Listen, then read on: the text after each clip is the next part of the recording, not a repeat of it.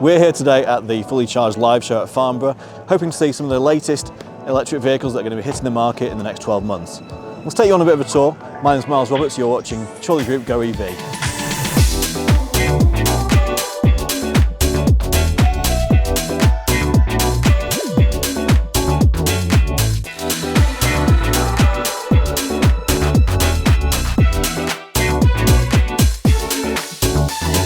So we're here at Fully Charged Live to see the unveiling of the next ORA Cat. This new car is due to come to the UK market in early 2024. We're going to take you over here and have a quick look at it.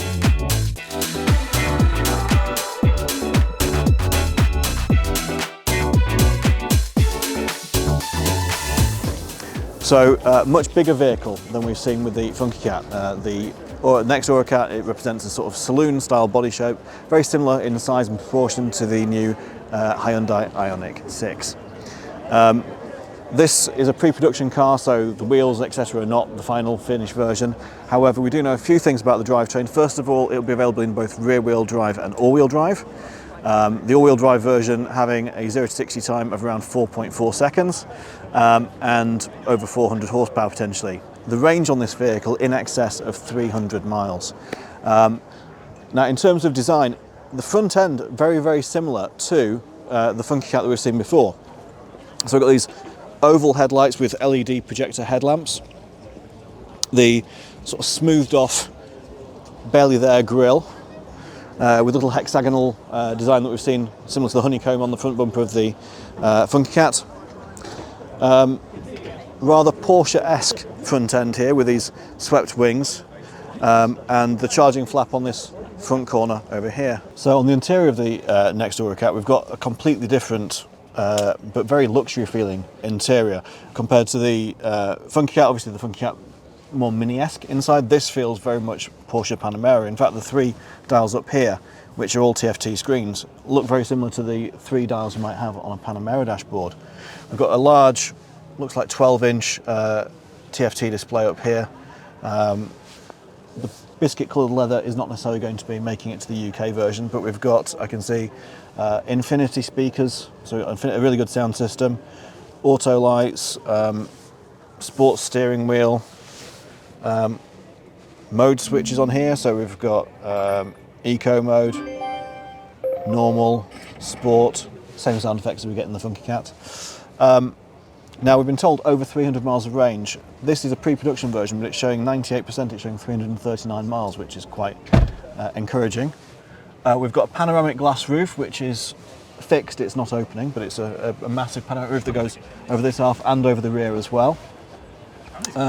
And this swept centre console here with a storage underneath and nice centre console storage area as well.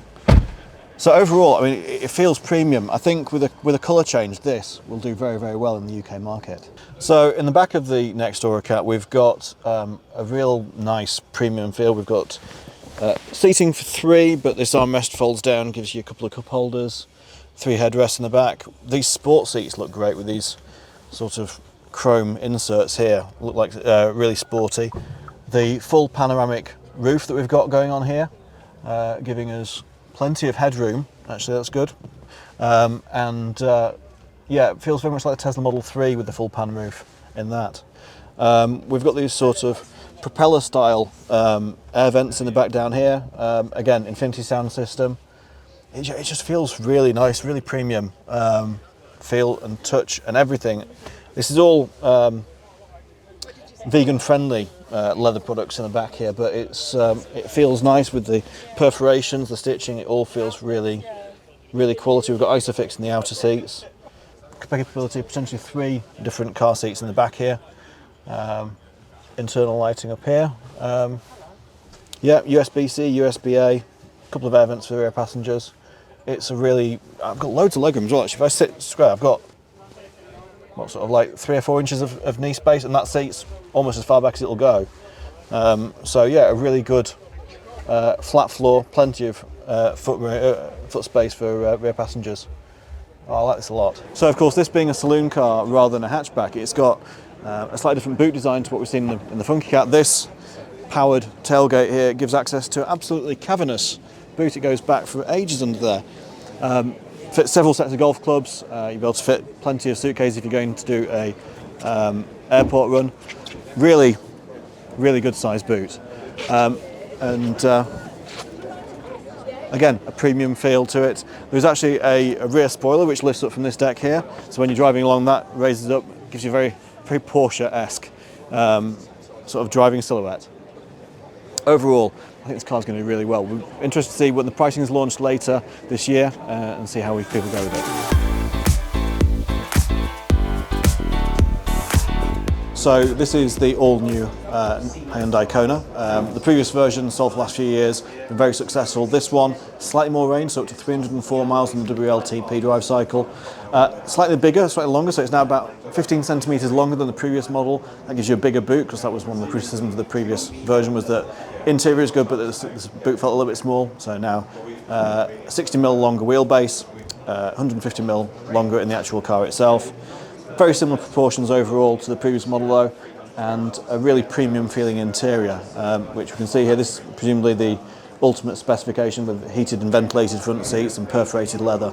Really looks very good. We've taken the pixel design around the rear lights, and these front headlights with the LED daytime running lights really look modern and funky. So this is the Hyundai IONIQ 6, a new sort of sleek coupe sort of looking vehicle. The front lights in fact look very much like the Hyundai coupe of old. We've got a sort of swept body. We're going to do a full review of this within the next week or so keep an eye on our channel and make sure you subscribe to our channel. You get a notification of that as soon as we've done the first review. This car is now available to test drive in our Blackpool dealership, so get yourself down there.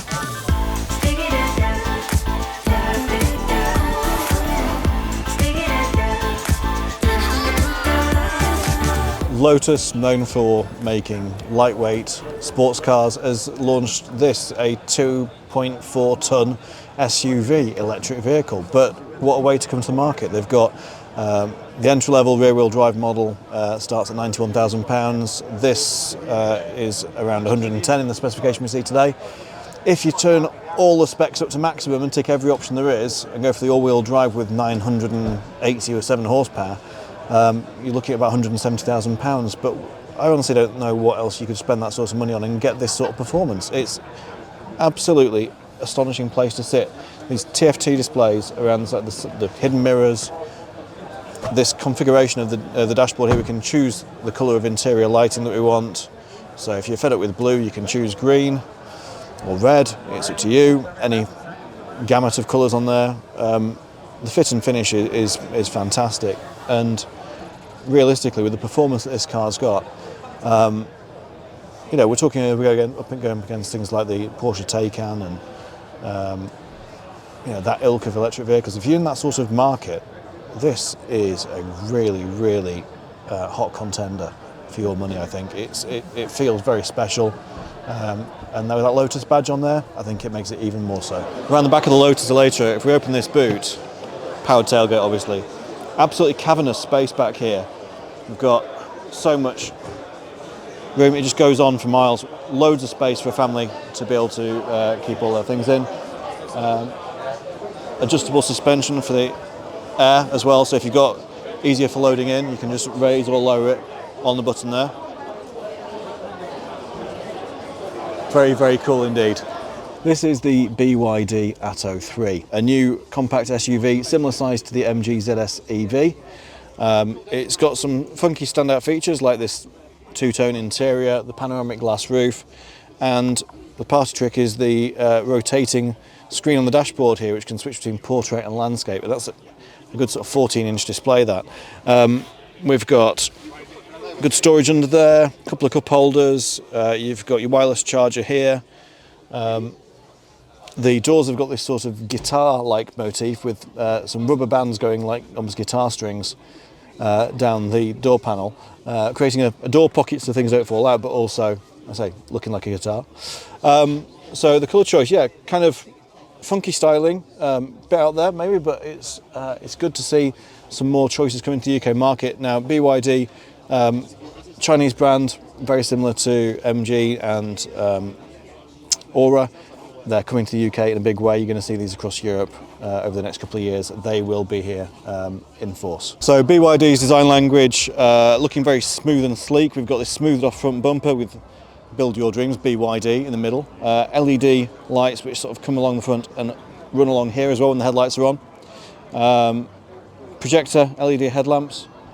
Yeah, overall it looks like a really sleek crossover design, and yeah, a real statement of intent from this company coming to the UK this year. So this is the new BYD Dolphin. The interior on this quite contrasts to the Atto 3 in that it's all dark grey plastics and feels quality to touch though. These are all soft touch areas around here, which is nice. But this, again, you know, different controls to what we see in most European cars. So we've got this sort of roller dial here for the gear lever and for the climate control and so on, stereo. Sort of rocker sort of feel to all of them. But yeah, dash display very similar to the MG4. We've got a large sort of 12-inch screen there. Panoramic glass roof as well, which doesn't open but does have a roller shutter on it that you can close off. It's a compact size car. It's slightly smaller than the MG4 inside, but the boot's quite big on it, and yeah, again, it offers a good alternative to European buyers.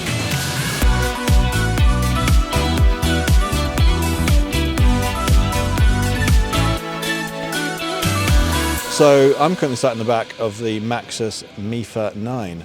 Now Maxus is a brand which actually in China is manufactured by SAIC, the same people that own MG. And this is their luxury people carrier. It's size-wise, I'd say it's sort of on a par with a VW Transporter. But I mean, these seats, this is incredible. So just to show you, in the back here we've got 2 seats, and then in the rear row we've got 3. So in total we've got 7 seats in this car. If I just press extend, the seats move in and back and recline, and leg rest comes up. That is comfortable, to be fair. So if you're looking for a luxury executive transport vehicle, this has got to be top of your list. A 90 kilowatt-hour battery giving you around 260 miles real world range. This top spec version with all the toys on is around £70,000, but the range starts from 52. I think this is a really cool car. Press the reset button, it puts it all back for you. So we've got panoramic glass roof, we've got leather seats, we've got a table that comes out of here. And it's just got so much stuff.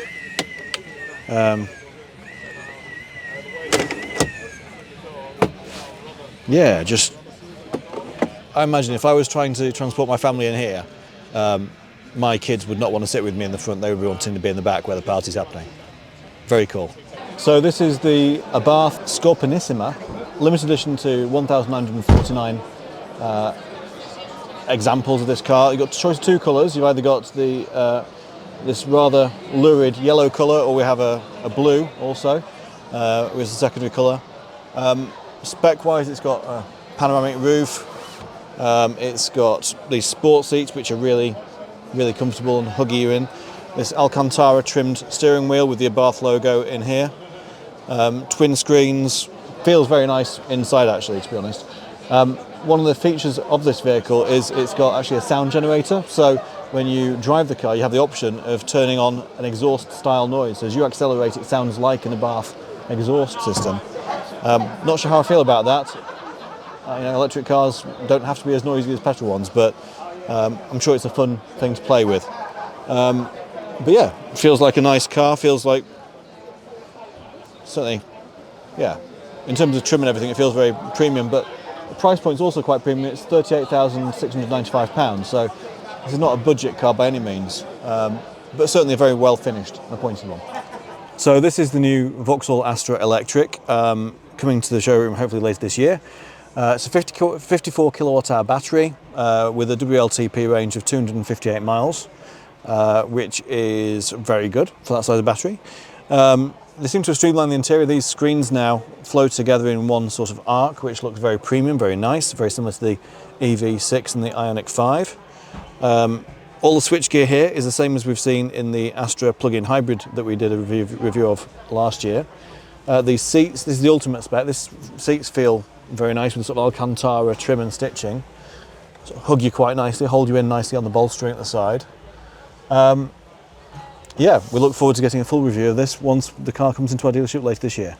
So this is the Jeep Avenger, a new Stellantis product, built on the same floor plan as I think cars like the Peugeot E2008.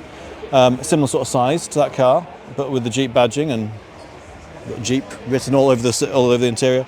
And it feels a lot more rugged, a lot more. There's a really nice big storage bin here, big clunky buttons to press, twin screens. Yeah, it's got that sort of rugged feel of a Jeep about it. Quite chunky little motor. It is quite small. It is sort of similar size to the Peugeot E2008. But as a sort of, most of these cars end up getting used on the school run anyway. It's actually quite a practical sized car. For a family, we've got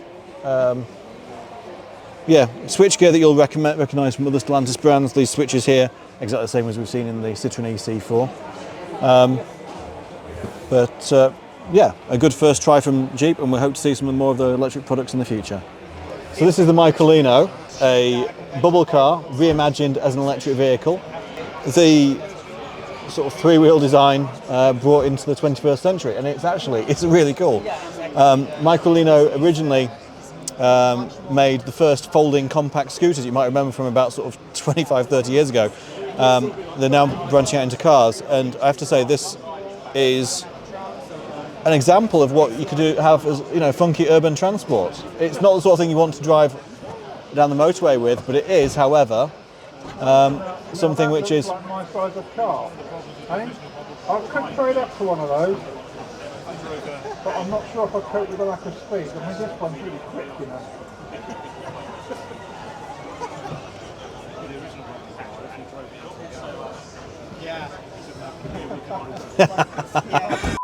So Microlino, I say this is their first model of electric car. It's fun, it's funky, it's quirky, it's cool.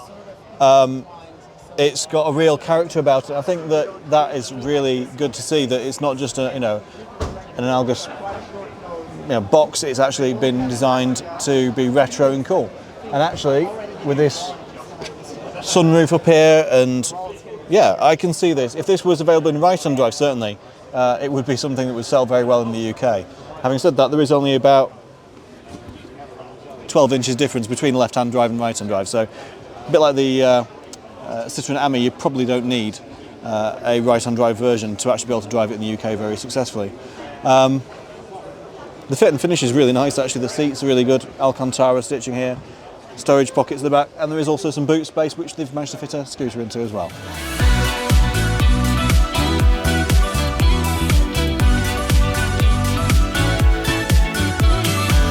So inside the show hall here at the Fully Charged show, plethora of electric vehicle chargers in every colour you could possibly imagine and every style. And it's important now that people get a premium looking electric car. They don't necessarily want to have a white box stuck on their side of the house. Instead they want something which is going to fit in with their decor, fit in with their style, and obviously products like this Zaptec can supply that.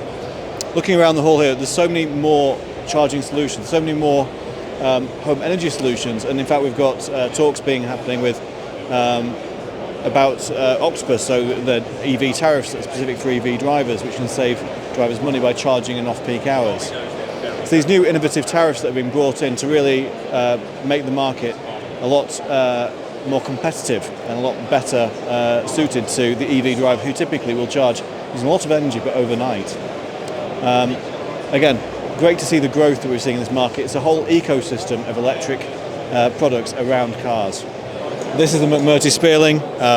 This holds the outright course record at the Goodwood Festival of Speed. It has 0 to 60 in less than 1.5 seconds. Top speed 150 miles an hour. This thing creates 2 tons of instant downforce using fans which suck it to the ground. Crazy car. Absolutely fantastic, and a really nice finish on it, to be honest.